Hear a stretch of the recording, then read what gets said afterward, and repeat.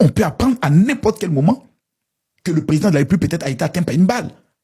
Moi, lorsqu'on devait faire le dernier jour de la caravane avec le président de la République, mais moi je disais que j'espère que le président ne sera pas dans la caravane comme il le faisait d'habitude. Parce qu'on ne sait pas quand on a eu ce qui s'est passé, c'est les témoignages dans l'affaire du frère du Burkina, comme il s'appelle, Alino Faso et autres, qui parlaient de voir le cheminement du président. Toute éventualité, aujourd'hui, était sur la table. Nous, on priait Dieu tous les jours. Parce qu'Eli Pada aussi donnait des révélations. On se disait, hey, Seigneur Jésus-Christ de Nazareth, le 25 octobre n'est qu'à passer dans mon cœur. J'ai dit, quand le 24 arrive comme ça, il dit, hey, Seigneur, il reste 24 heures. Quand le 25 arrive comme ça, il dit, oh, Seigneur, matin n'est qu'à se lever. Quand 26 est arrivé, il dit, maintenant, je peux régler lui son cas. Je peux maintenant régler lui son cas. C'était stressant. C'est-à-dire que vous croyez aux prophéties d'Eli Pada, vous? Non. Moi, mais pourquoi vous aviez peur? Non, pas peur. On craignait une attaque. Moi, personnellement. Parce que j'avais mes informations. Et j'étais convaincu que tout était financé, payé. Je peux le dire, des directeurs de cabinet au niveau de la Côte d'Ivoire. On ne peut pas prendre le soin de le dire, que ce sont seulement les partisans.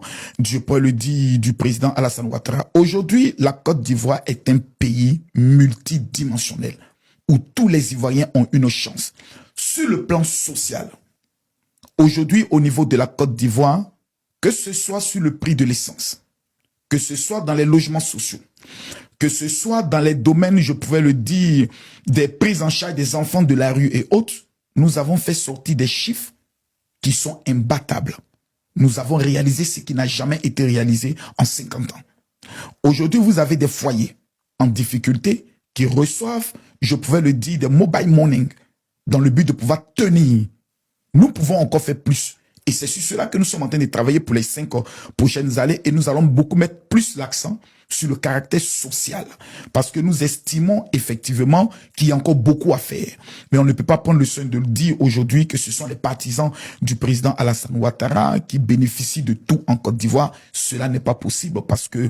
En excluant ces leaders farouches là quelque part, vous sortez quelque part ou bien vous montrez quelque part que vous n'êtes pas attaché à un jeu électoral démocratique véritablement. Non, dans la mesure où au niveau de la Côte d'Ivoire, ce n'est pas le président de la République qui retient les candidatures.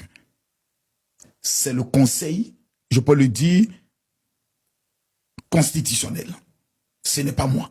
Monsieur le Président, si vous permettez, ça ce sont les explications non. que tous vos lieutenants ont données sur les plateaux. Mais vous, en tant que chef de l'État, oui, vous êtes d'accord avec moi que, prenons le cas du président Laurent Gbagbo. C'était un cas politique, vous aurez pu prendre une décision politique qui allait apaiser ses partisans tout de même. Non, les décisions politiques nous amènent toujours à des conflits assez énormes. La Côte d'Ivoire n'est plus en crise. La Côte d'Ivoire n'est plus divisée en deux.